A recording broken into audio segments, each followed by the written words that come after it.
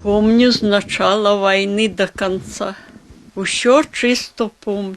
Ідуть машины, ідуть. Тады стала машина вылазить.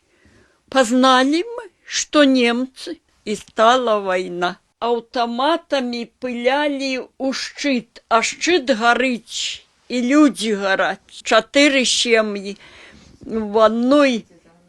И батька с матерою, и сына жанатого, и жонка, и полгода десятку. Десятку лежало под матерою, одну только ножечку нашли. А так яны все погорели.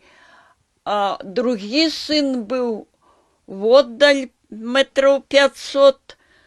Тоже было невелико, 3 года девочка на материных грудях лежала, а 2 большие и батько с матерью. А шкурат, жонку и 2 дочки забили. А он там дым шел, липа стояла такая густая, он на липу и остался жить. Червоный был. Надто ж 2 девчата хорошие были.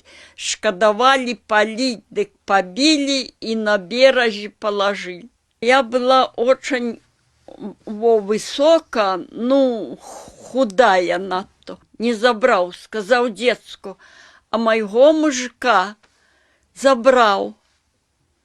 И 3 года был в концлагере. Что ему там не робили? Выкопали яму и поставили у рад этих белорусов. Одного стреляли, а другого пропускали. И его пропустили. Казал, по 3 дні в роті нічого їсти не було. Голова водила, солі в рот возьме капельку, води нап'ється і гедак мучився.